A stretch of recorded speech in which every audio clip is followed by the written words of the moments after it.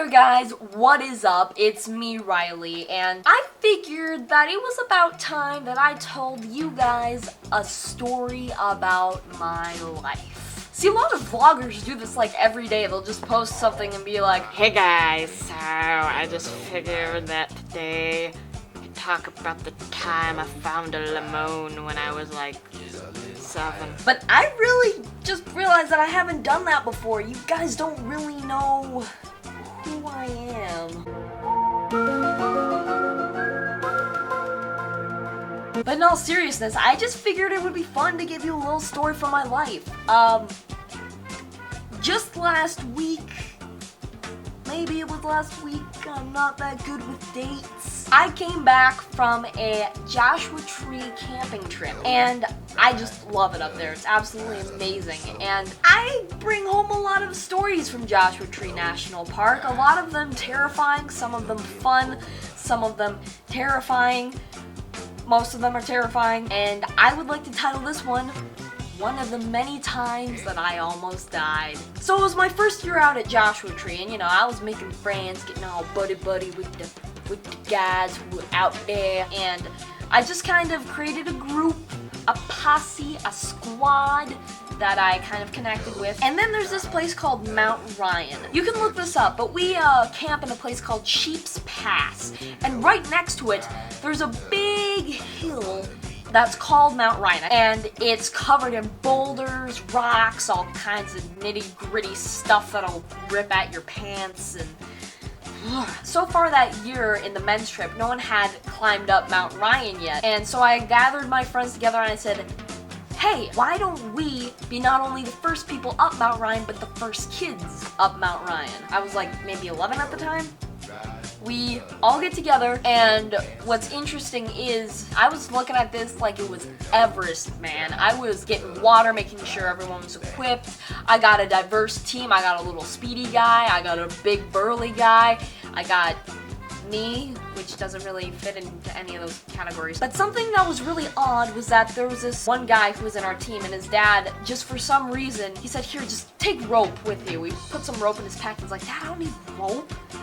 Why are you putting rope in my back? Because it's basically a hike up, a hard-ish hike. We took them anyway, and so we're climbing up, and it was very difficult because of one minor detail. We kind of didn't know that there was a trail. We just climbed up the awkward, difficult, not safe for human consumption side of Mount Ryan. It's difficult. We had numerous scrapes all over our bodies. And by the time we're at the top, we're like, oh, finally. And we run out of water. See, I'm not 100% sure if you do know Joshua Tree or not, but if you don't, it's a desert. It's high desert, and they tell you to be hydrated constantly. Like, if you're not doing anything, you're drinking water. So when we ran out of water, that was mildly terrifying for us. So we start making our way down the hill.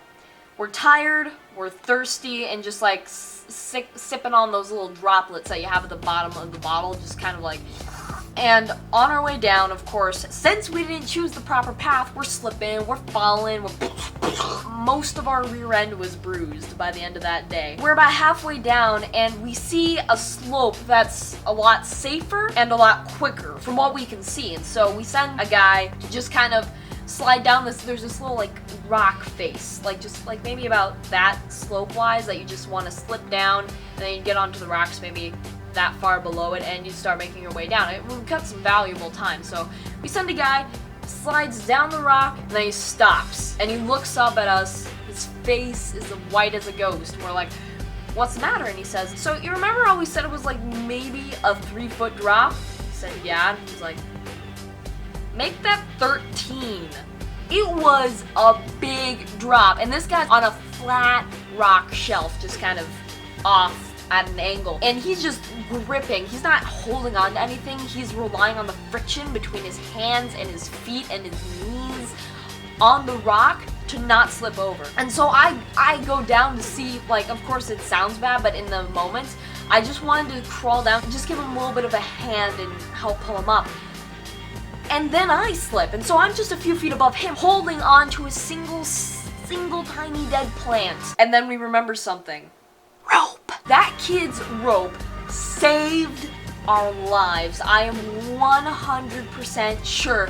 There is no other answer. The rope saved our lives. We pull it out, pulls us up. We have the big guy, which I personally selected to help pull us out. And then we make our way down, walking through this kind of flat land. Once we get to the bottom, there's this like flat desert area just filled with Joshua trees and cacti and stuff that you walk through to get to camp. Get to the bottom, we just look at each other and say, that's a story to freak out Mom with.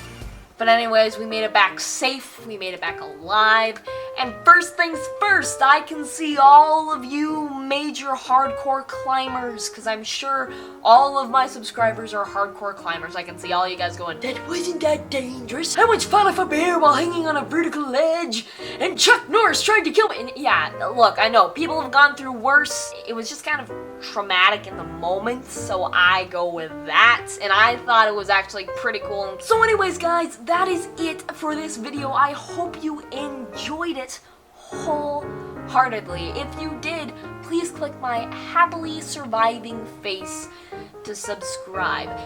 And I also want to point one other thing out to you guys. I have a Vine, an Instagram, a Twitter, and a Blend, and a Snapchat. That's a lot of stuff. But my point on that is that if you follow me on those social media accounts, you can get updates when I'm too busy to do vlogs, because trust me, vlogs take longer than it looks like they take.